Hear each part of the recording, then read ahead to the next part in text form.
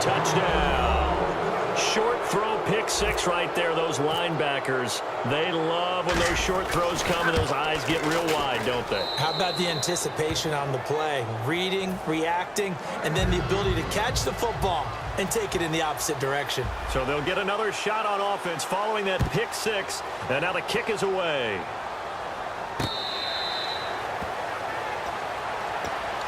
And now Dallas gets set to take the field.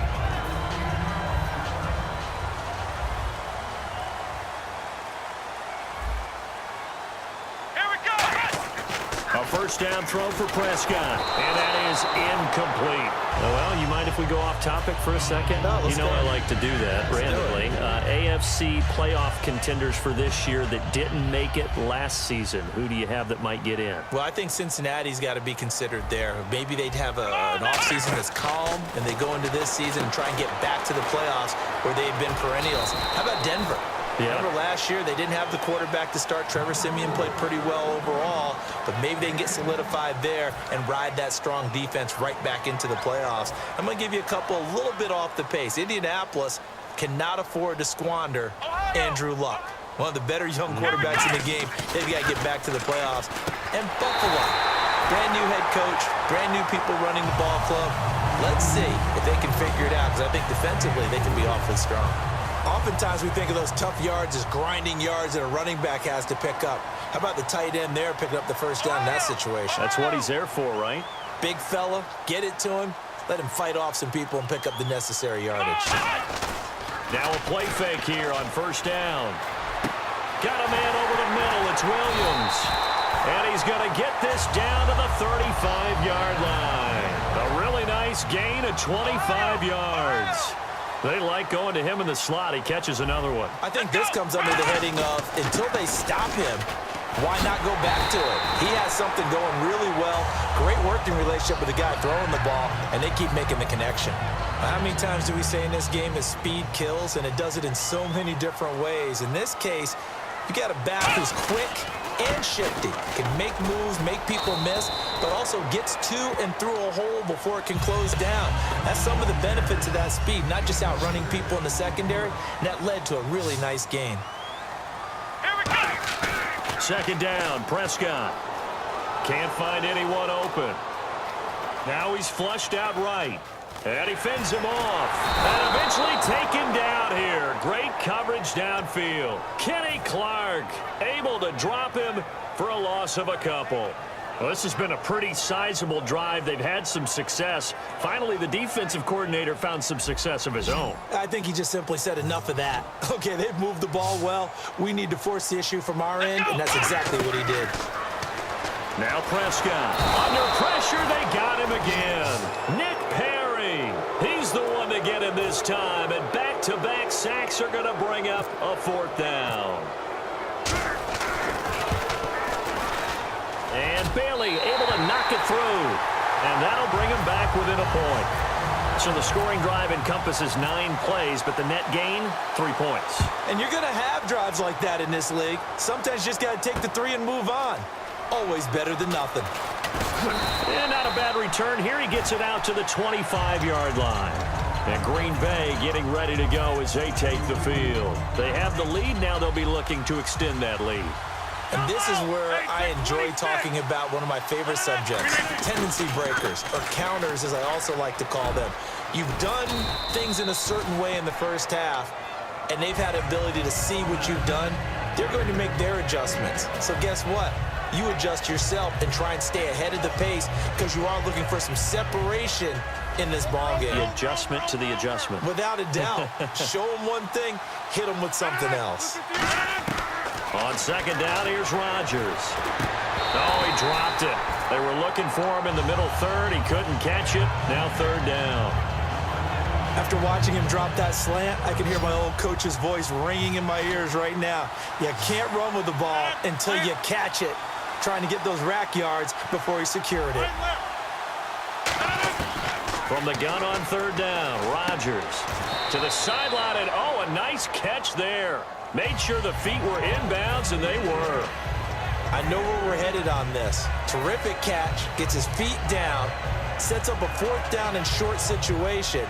I bet we're wondering, why didn't he get to the first down marker running his route? Am I correct? You got to know where the marker is, right? Got to figure it out. I know every receiver is taught that. Sometimes circumstances change it. At least they have an opportunity to make a decision with not much yardage to go. Yeah, brought down, but not before he was able to break the tackle, and the extra effort moves the sticks.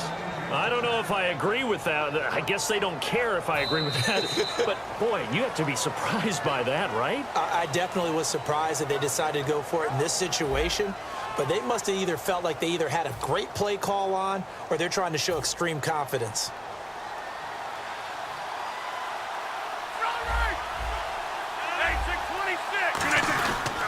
They'll try and eat some clock with Lacey. And he'll lose yardage on the play back at the 37-yard line. It's a loss of 2 there, bringing up second down. It's already 2nd and 12. The defense hoping to push them back more. Off the play fake to Lacey. Here's Rodgers. And he almost had it defensively. Could have been a game changer there in this second half. Instead, it's 3rd down.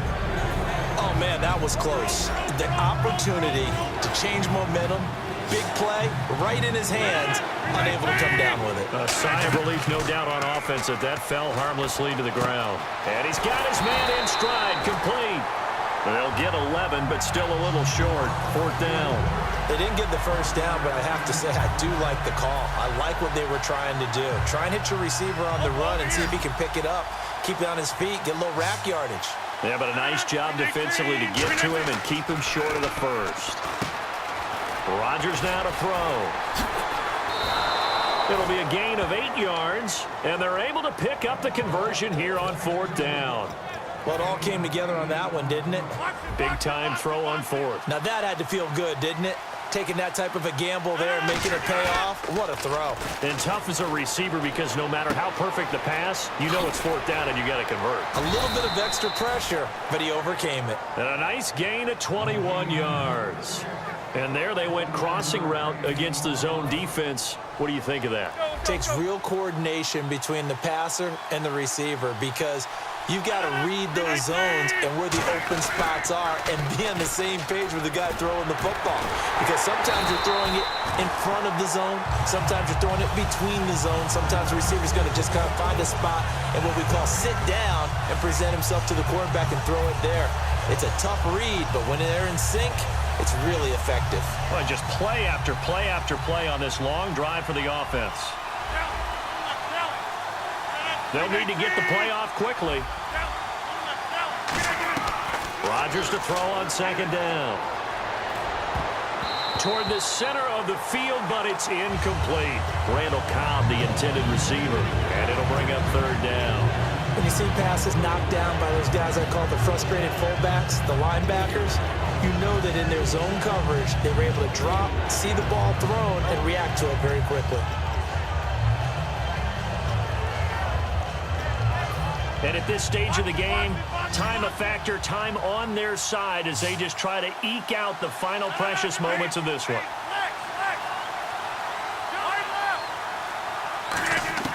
Throwing is Rodgers on 3rd down. He's going to take a shot for the end zone. And it's incomplete, almost intercepted. He had a great shot at picking that off in the end zone. It brings up 4th down.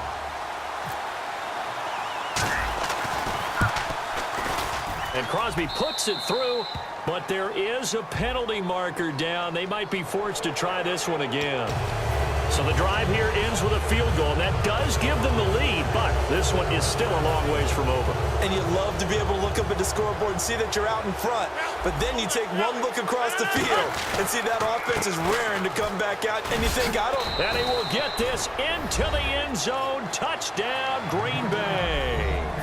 Eddie Lacey, his 2nd touchdown of the afternoon, and the Packers add 6 to their lead. And with that, the lead is up to 8. Now after the touchdown, here's Crosby to kick it away. This is fielded at the goal line. And he'll take it past the 25 and up to the 28-yard line. The offense for the Cowboys now working their way back onto the field. And last time able to get 3. It's not what they wanted. They wanted 6, but they got at least something. They mustered something out of the drive. They'll take it. I like the way you've described it. Not ideal, but they'll take it. Anything to put some points on the board. But this time on offense, they don't even want to see the field goal kicker trot on the field. They want that ball in the end zone. Yeah, they'll be going for 6. And he'll get this only up to about the 35. And they got half of what he needed there, 2 yards. And it'll bring up a 3rd and 2 more. Time for a break. We'll come back, see what transpires after this. And the defense lines up looking for one final stop. And they will be playing for the pass in this situation, not expecting any type of a run. Back to throw. He's going to let it fly. Got a man, it's caught inside the 10. Touchdown, Cowboys. Dez Bryant, 64 yards. And now the Cowboys are within a 2-point conversion of tying up the game. All right, so the Cowboys will go for 2 here. Let's go! They'll try and throw for it. Oh, no, he lost the football.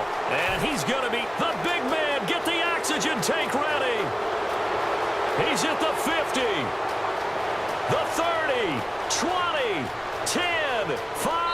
And can you believe this? It's 2 points the other way on the fumble return. And whistle blown. A timeout here is taken, and it's taken by the kicking team. So just under 2 minutes to play, and this would figure to pretty much be your ball game right here.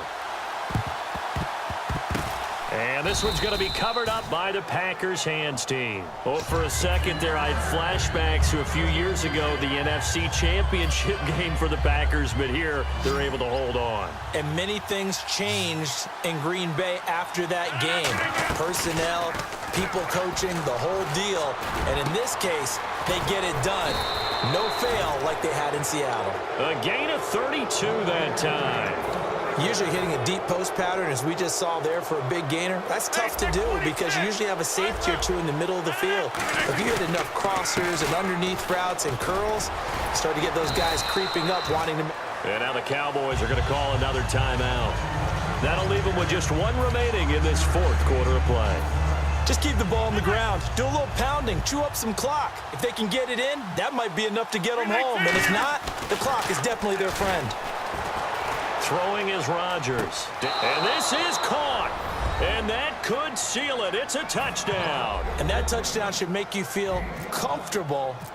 But do you really feel like it's totally over yet? Not totally, but I think you're pretty much there. Yeah, you've still got to make sure you stay with it, do all the right things down the stretch, especially on defense. But that touchdown there, you've got to feel good about your chances.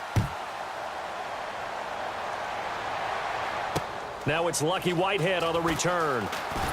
And he'll get it up across the 20 to the 21-yard line. Now the Cowboys offense heads back onto the field. And they'll be looking to atone for last time's mistake of fumbling inside the red zone. Certainly they don't want to do that again.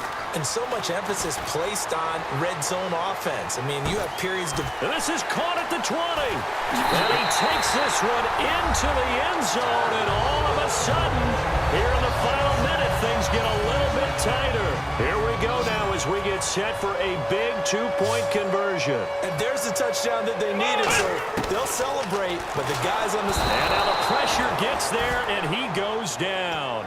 So he couldn't get rid of the football, and that deficit stays right where it is.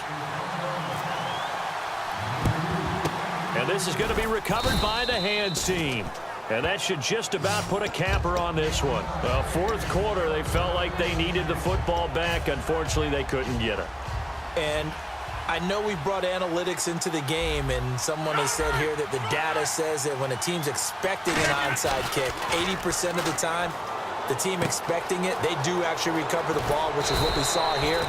I just wonder if that number is much more of a anecdotal type of a number. Kind of like when the coaches tell us, well, when you score on special teams, 93% of the time you win the game. I'm still waiting to see that number is empirical. Rodgers will take a knee here, and that should be all she wrote.